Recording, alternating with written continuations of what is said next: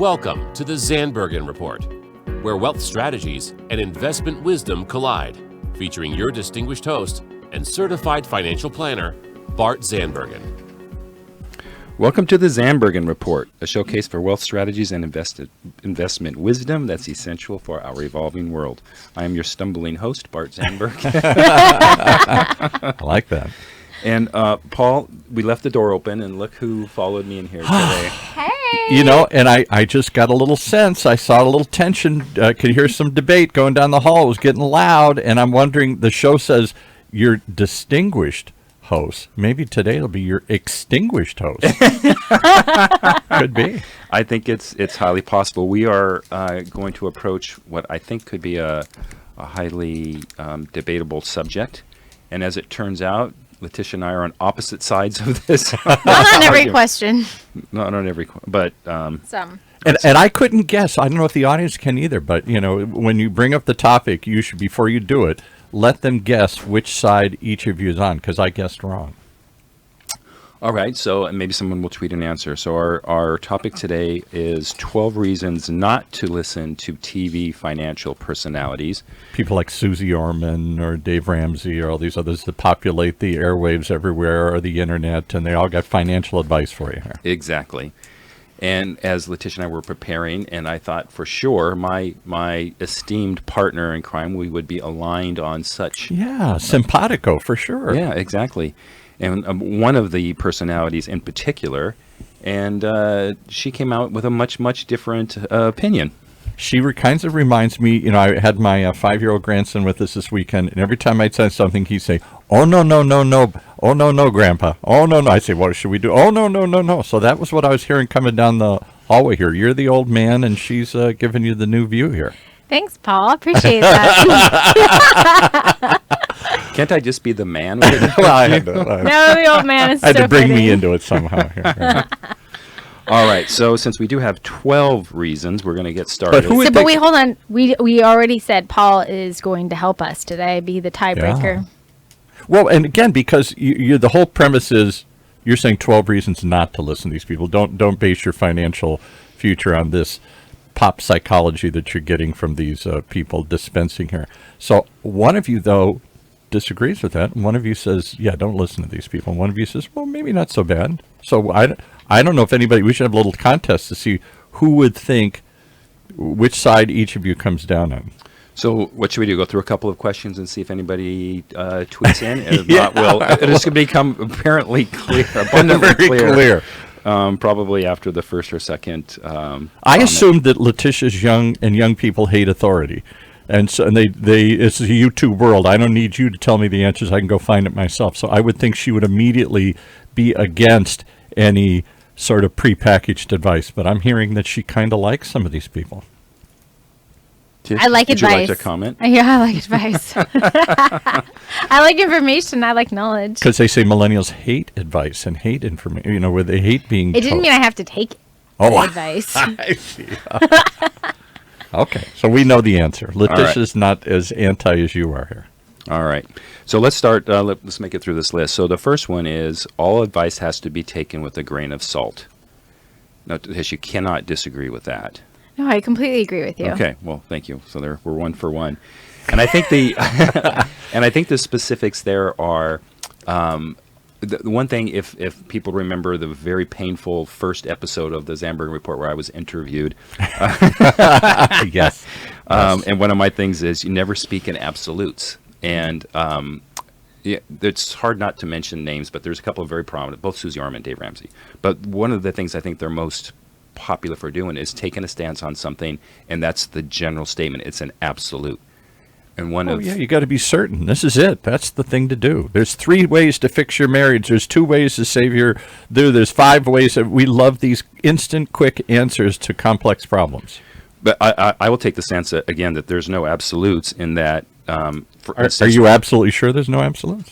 But we gave Paul We gave him authority today. We and- did give him authority today. Just playing my role here. So here's a perfect example. Susie likes to say, never buy, we call it cash value or permanent insurance, only term. Term is the only way to go. Well, I'll take offense to that because there's different circumstances. Both Letitia and I are not a big proponent of having to buy insurance unless you need it, number one. Number two, we do a complete evaluation to decide, all right, what is the insurance need? Is it for a temporary period of time? Great, let's get some term insurance. Is it permanent? Do you have an estate the size that you're going to have a significant estate tax when you die? Let's look at permanent insurance. So, Tish, you're gonna fight me on that one? I'm ready. Okay, so it says regardless of the source. I think that you should always check the source, and every source has their own bias and their own background and their own objectives. But let's just say it's a public speaker. It's a public speaker that's talking about finance. So sometimes you have to speak generally, and they have to speak generally because they're talking to the masses. And in these two examples that you're referencing. So my thought is I agree with you, but sometimes in their defense, they have to speak in general terms because they're speaking to a lot of people. They don't know the individual's specific situation. Okay. Oh, this is going to be fun. So, You know what we do? I gotta interrupt. I'm gonna ring the bell here. Ready? Okay. Let's get ready to rumble! Okay. Don't hold back now. so, so here's what I agree with you. You can speak in generalities, but don't make an assumption. So if someone's speaking to the fact to say, only buy term insurance, don't buy permanent insurance, they are making assumptions about their audience. That's not a generality. That's making a very pointed assumption. So that's not fair advice. It's not fair financial advice. It's not good financial advice. So when I have to sometimes make a statement, I will reference an example. So are they just making blanket statements, or they're just examples? It's blanket statements. Okay. It's what I agree with you on this one, by the way. all right, there's one. Moving on. Here we go. beat her down on that one. You beat her down on that. I did agree with him in the beginning, just so we're all clear. Okay, so number 2, TV personality, quote unquote, doesn't know you. Somewhat Agreed. related to the first one. Someone who uses an advisor, doesn't have to be Letitia and I. That advisor spends some time getting to know that person, finding what their goals, objectives, what makes them tick. You and I have a 61 question process where we go through and really understand these clients. Someone on TV or on the radio doesn't know, is making, again, blanket advice without knowing the particulars. And actually, this isn't only specific to TV personalities. This could be to the low-cost custodians where you might call someone direct. You're going to get someone on the other end of the line, could just be in college, just right out of college, don't know you, and they're purportedly giving you investment advice or financial advice. I take exception to that. So also is to add to what you're saying is, as far as they don't know you, some of these public figures are not licensed, so they don't have the same fiduciary responsibility as we do in understanding your entire financial situation to be able to give that advice. So that rolls into number 3. I'm glad you brought that up. Most of their advice is very general, and that's okay. That's what's your stand, that's your soapbox that they're giving general advice. Well, I think general advice is a negative. You were taking it as a positive, but I know I'm picking on poor Susie Orman, but she hasn't had a license since 1991. What? So I didn't know that. Really? There you go, Paul. So she does not have the same oversight that we have. I mean, the audience probably doesn't know that every show that we do here goes through our compliance, gets dictated, written and sent to compliance to make sure we haven't said anything inappropriate. It's not the same for the TV personalities. They can say whatever because they don't have the alliance, they don't have the compliance and the oversight that we are bound to. And yet people rely on them because they are in a public position. They're on television. They're on the internet, sell a lot of books, whatever it is. So we have a tendency to believe them because they're celebrities. Agreed. But here I'm going to add another element, Bart, that I want you to consider. So sometimes, in my personal opinion, I don't necessarily know if people not everyone has access to good financial sense. So if your parents didn't teach you, let's say good is relative, define good, but financial decision making, or what's the difference of an IRA or a Roth or a 401k, some of the basic things out there, sometimes it's good to just get some general information on what each of these different pieces are, and some generalization of, hey, maybe it's a good idea to save for my 401k and not spend all my money on my first job and be able to invest in my future. So some of the general information for someone who might not have any idea for what an IRA is or a Roth is, and being able to make the general decision of which one to choose, and they're having that option in the employee enrollment meeting, they can listen to someone that's a financial figure to get some basic knowledge. So general information is, and I agree with you there, but is way different. Wait. We heard that correctly? Oh, maybe. Yeah. You guys aren't being confrontational enough here. It sounded a lot hotter in the hallway here. So general information is a lot different than an absolute pointed statement or I'm going to call it recommendation. When someone says you only buy term insurance or you only invest in the stock market, that's just you keep on referencing two specific points over and over. I'm just saying you're saying that's the first time I brought the stock market. Advice general? And sometimes it needs to be general because they don't know your whole situation. Right. They're just telling definitions. You. So advice is one. So general information is one thing.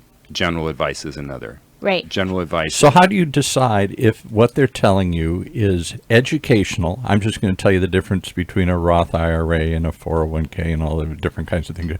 It's like going and just taking a class or reading a book. You're just going to kind of learn about the different things out there. But then they cross over and they express their own views and their own opinions. This one's bad, that one's good. Okay, a great example of that is when she had her show, Susie Orman, if you want to reference Susie Orman, when she had her show and she went live on the air, people would call in with questions about specific things. And at that point, she's not giving terms and facts of what the limits are, and that it's you're giving information when you're giving very facts of what it is and limitations, maximums, qualifications. That's one. And then you're actually giving advice when people are calling in on air and saying, hey, I have a 401k here. Should I take it out to buy a boat? And then she gives her full spiel on if they should do that or not. I don't know if you guys remember that, but I remember that. And that is what I think is a problem. That is not okay to give specific advice when they don't know all the situations that come to play with their financial situation. That's been my point from the beginning. We got to it. But isn't that what we see in pop psychology today? Isn't that Dr. Phil, who we watch him dissect some complex relationship in 30 seconds? And I don't even want to go down that path. But I don't want to get too controversial. It's kind of the same thing. But okay, so we'll shift gears. You brought it up, Paul, then you made a comment that I'm using the same example. So David Ramsey, his comment always is, Roth IRA, Roth 401k, only do Roth. That is not good advice. If he were to explain, this is the benefits of a Roth, this is the benefits of a traditional, but you can't make a general advice that you can only use a Roth. There are people in a high tax bracket today that are going to be in a lower tax bracket when they retire. Right. They should be using traditional tax deductions. That kind of advice is not okay. So how do they get away with it? Why are they so popular and so widely? Because they're not licensed. And why does Dr. Phil get away with it? They're not licensed. They're not professionals. It sells because people want basic information, and even if you use an example or a scenario or you give tips and tools, people like to know that from industry experts. And so they've been put on this pedestal as being an industry expert, and so more and more people buy into that philosophy and want to be able to get more and more specifics on their unique situation. Can I give you another idea? Sure. I think it has to do with certainty. When they stand up and say, this is it, we all like to think, okay, great. I don't have to think about it. I don't have to evaluate it. I don't have to understand it. They're going to tell me the two things I need to do, and I'm just going to follow them. I might not like it, but then I'll just go look for another guru. People like direction. I would agree with that. People absolutely do like direction. Yeah, apparently, because they're getting paid a lot of money to do what they do. But I also think of, as Paul was saying, that we give our clients direction. Yeah, but we have knowing the full picture. Exactly. But we're still giving certainty. We're still giving direction. Yeah, but an educated with Correct. knowing more knowledge. Correct. Do you have some clients that just say, just take the money and do something with it? I don't want to know anything about it. Yeah, but we still make them know what's going on and educate them.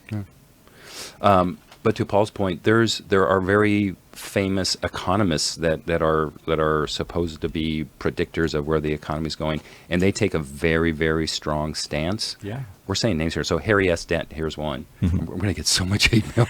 They can call in. We'll give them the free number. They can call in. He was, from my knowledge, he was right once in his career, and he has been a go-to guy for since I've been in the business for almost 30 years. And he makes predictions, the roaring 20,000 Dow, but he made that 15 years ago, and we were not at 20,000 yet. Now he's predicting Dow 5,000, and he makes to Paul's point, he makes a very strong statement, a very strong prediction, and people glob onto that for right or for wrong. And again, that's not your opinion. That's his opinion. Because true experts like you guys, you're going to give I'm me doing a the compliance you're going to moment. give me the pros and cons. You're going to give me both sides of it, and then my head explodes. I think there are too many people that just want to say, "Just tell me." It's kind of like the way my daughter is. I'm sorry to say about voting. I don't want to know all this, Dad. Who should I vote for? Just tell me. And so I think they like that certainty about it, even if it's certainly not a good idea or certainly wrong. Paul, you should do what I do to my wife. Just take her voting card, mail it, and just vote for her. See? Right, exactly. Wrong. That's what I It's All right, wrong. number 4, your own financial situation is unique. There's a theme going on here, but there are a couple of the TV people who are just stock market, only stock market. Well, look, stock market is great. It has its good years, it has its bad years. But would you and I ever put anyone in 100% in stocks? No. But some of these people are actually professing, hey, over the long run, you're going to make more money. Yeah, maybe you can and maybe you will. But are you ready for the volatility and Or the gold heartache? bugs or other people Yeah, that exactly. really have all that. Agreed. Yeah. All right, number 5. When you get that popular, there are always commercial biases. So I don't know if you remember, this was kind of a debacle or a fiasco. Poor Susie, had a prepaid debit card. And, at its core, I think it's a pretty decent idea for those that have had credit issues. Here, get a prepaid card. You can use it. It's convenient. You can't go over limit and so on and so forth. But you can't suggest, I'm going to suggest that you don't suggest to the entire listening public that's the only way to go. For our clients, we're always recommending, hey, if you pay your bills on time, get a card that pays you back or gives you points. You're going to maximize your Yep. leverage from those sort of things. Anti-fraud capabilities, and there's all sorts of benefits. So again, a very general, absolute statement. So I'm losing the argument here. I mean, I don't see that you're both nodding and saying yes here again. I hate this. The crowd wanted to see a smackdown here. But I'm that good, Paul. Apparently. All right, number 6. There's a bit too much emphasis on the little things. This one just really, really gets me. So, and I think this is, no, these are both, I'm picking on the two again, but one of their points might be, hey, forget the $4 latte every day. You know, you're focusing on your budget, you're focused on your bills. Yeah, right. So in concept, focus on, getting your financial house in order. But you know how much money you save in a year on a $4 a day latte, Paul? Oh, wow. Yeah, I'd have to do the math. $1,000. $1,000. There Yeah. you go. So how about focus on, hey, if that's really an issue, maybe you overbought on your car, you overbought on your house, or there's other things that you're doing. I think that's just a little out of touch. Can I give you another little one that just came up on another show, and I'm guilty of this, and many others confess to being in it. We all subscribe to little $10 things. I'm going to get a $10 to check my credit. I'm going to get a $10 something, a little software, an app. I'm going to get $10 for Amazon Music. And we sign, it's $10. It's nothing. Pretty soon you realize you get $600-700 a month going out in $10 a month charges. So exactly. So I agree with Paul in this, and this is where I'm going to come back and rebuttal for Bart, is if you don't have control of your expenditures, a coffee is just an example. But usually if you're spending over your budget on a coffee and you can't afford rent, a coffee is an easy solution to be able to cut out of your diet and or your expenses to be able to bring it down. I get it. It's not going to change the world by these little teeny granular ones, but it's being able to take a big concept and make it applicable to something tangible that they're doing every single day, that they're, what Paul just said, is they're not paying attention to the details and they're just expensing it like, oh, it's just part of this. I need this every day. And you don't even realize it. Or that gym membership that's sitting on there that you signed up for that you don't go, that's automatically prepaid for every single month, but you're not going to that one and you chose a different one, but you forgot to cancel the other one. Like little things like that just sit on your expenses all the time. I think that she picks up points like that to be able to say, know where your money's going, the inflow and outflow. And we talk to our clients about this all the time. And usually they have a better grasp of cash management. It's not the $4 latte. We're talking about bigger things. And we are very specific, not just general, the coffee or latte. And you know what? You're a buzzkill, and I'm going to go get a grande sugar-free caramel latte on my way out of here. 'Cause I don't think you would actually drink that. Just saying. It just sounds good. He's mad now. But no, okay, so I listened to it. I took that advice, and I stopped drinking the coffees at Starbucks because I was spending way too much money. But I was the crazy person that instead of spending the money at Starbucks every day, I then bought more stock because I liked the company. So that was something that I personally did many, many, many years ago, but I took that advice. So that was something I applied Susie to. saved your life. No. So just whatever you do not stop drinking coffee. I've seen you without coffee. It's not good. Just all right. I'll buy your coffee. Starbucks. Whatever. How many more we got to go through? We're halfway through the No, list. yeah, we got 5. So let's go fast. No, not everyone should invest in stocks. That's point number 7, and I did reference it a little prematurely. But what I don't like from the TV advisors are one size fit all advice, and I'm kind of driving Agreed. that point home. But that's just Diversification. We talk about that all the Exactly. time.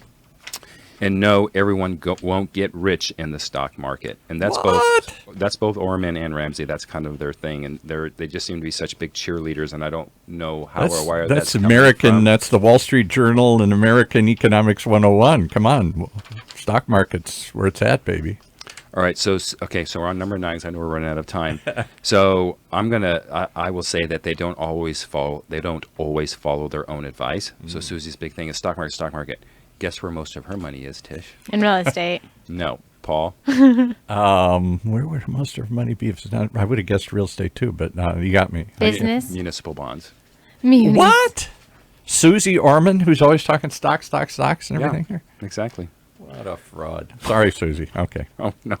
Here we go. Direct your comments to. This is not going to be pass or compliance. I can tell right now. No, I don't know. Okay. Number 10. Sometimes they're not just wrong, but they're very, very wrong. And if we talk about some of the evidence that they use in the stock market, some of the recommendations during the last recession, keep going on the stock market. Now, in the last recession, 2008, the market did recover, but it's certainly, you can't make a blanket statement to the entire population. Some are retired, some are senior citizens, to go all in on black when the market is crumbling. For someone your age, Tish, and actually, frankly, mine, I went in, but I have many years and you have many more years than I do. So it's good advice for a part of the population, but not the entire population. And I guess that goes back to the accountability. Even if they give wrong advice, they're not licensed. That's So the key. they They don't got have- nothing to lose. So I can. They have nothing to lose. I can say go in on all black. Bet It's black every reputation time. that they Yeah. lose instead, and reputation and followers, and maybe sponsors or people who are subscribing to their extra cash flow businesses, like their books or their subscriptions. That's what they lose, not their licenses or their Yeah, of course. their business. And that kind of leads into this next one as well. So I can't say this about Ramsey, but I know it about Orman, that she is a millionaire, right? So her advice may not fit everyone's financial situation, or it might be different. It might be easy for her to say, hey, don't worry about getting your coffee every day because she can afford it, and it's not something that she has to go through. So I just take a look at that, find that a little.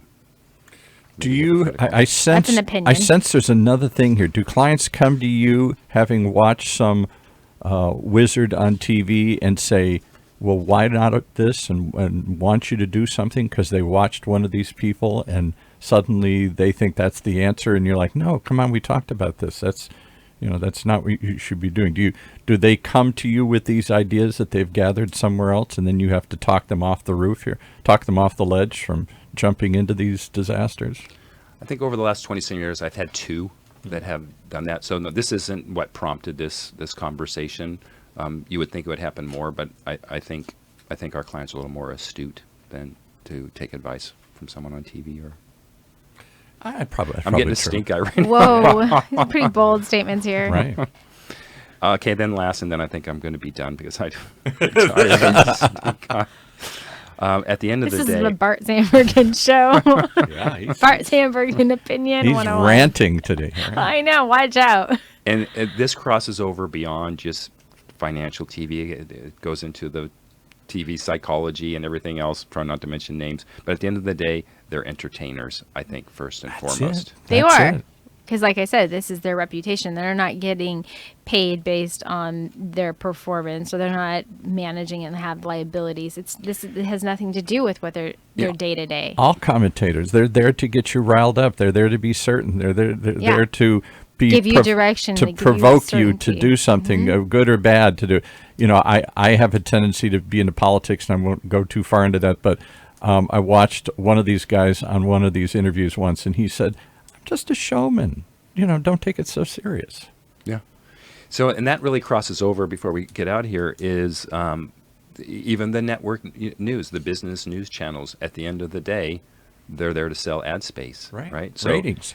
So that, Paul, we have more clients that will come to us. Hey, CNBC said this, Jim Cramer said this. So that happens a little bit more than the people we've been discussing today. Right, exactly. But it's the same kind of symptom. Where Same thing. You think there's a simple answer, and they say something provocative, and you go, "Yeah, that makes sense. Why not? We should be doing that. I should be buying Lithuanian gold stocks here. Well, I should be buying a Bitcoin. Yeah, come on."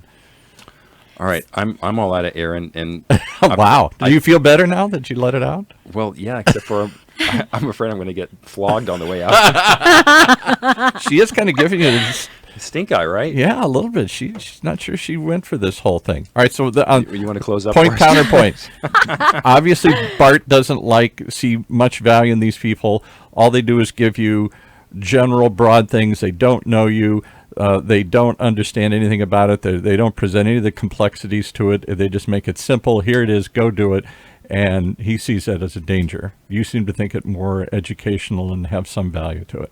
I think that when you are young and you are, or at any stage in your life, and say you have no sense of understanding of a financial direction, and you're looking for some direction, and I think it's healthy to research and to look into finding out paths for yourself, and to be aware of the different options out there, to be able to find information. So if it's from someone online, or it's someone on a YouTube channel, or a podcast like what we're doing right now, or someone on TV, I feel like all of those things have some value, but I think the takeaway is you need to then take it to the next level for yourself, and to be more specific is talk to someone like us, or take it to the next level within what your needs and goals are, and know that, okay, great, this is general information, but what do I need for my specific direction so I can reach my specific goals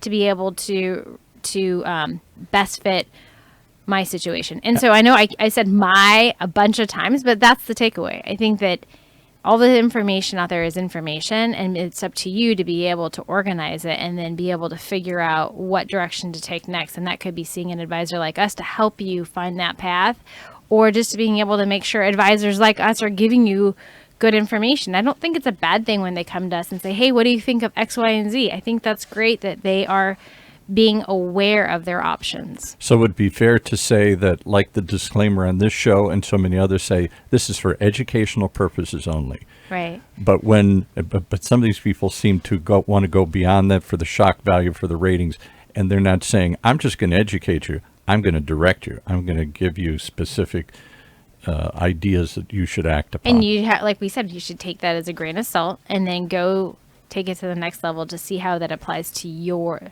specific situation. All right. We're going to agree to disagree. That's a wrap. That's a wrap. I was trying to find some agreement here at the end here. All right. How do they agree if they want to find out more about you, and if they just have questions about this? I'm hearing this. Do you ever give just free comment on to friends and family of the show here who will Yes. with a question? Yes. Of course, we enjoy doing that. Yes. Because a lot of absolutely. misinformation. What I object to, I'll leave it with my takeaway is I think it creates confusion, and confusion is either leads to inaction or it leads to wrong action. Uh-huh. And I think that's hard to sift through and sort all this out on your own. And too much of this is out there. Oh, I think it just gives you general information, and then you can make a decision. I don't think people react that way, though. I think I'm kind of with Bart. I think they take it and they act upon it, and without considering it too much. They trust it too quickly and act upon it too fast. Tish, you want to close this out before I give you the hook? I need my own show. She just won't let this go. She's trying to come back here. Right? Tell everybody how to reach us. No, go ahead. I got you got this. This is your show today. Well, feel free to get either of our Instagram handles. Mine is Bart Zandbergen, or at Bart Zandbergen, and Letitia's is at Letitia Burbaum, LETITIABERBAUM. You can go to the ZandbergenReport.com. We look forward to being in the studio next week. Have a great week. Cheers.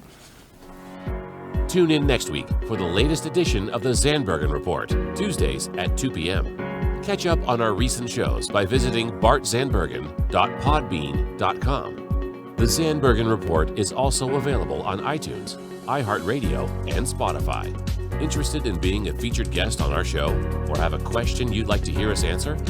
Email podcast@bartzandbergen.com.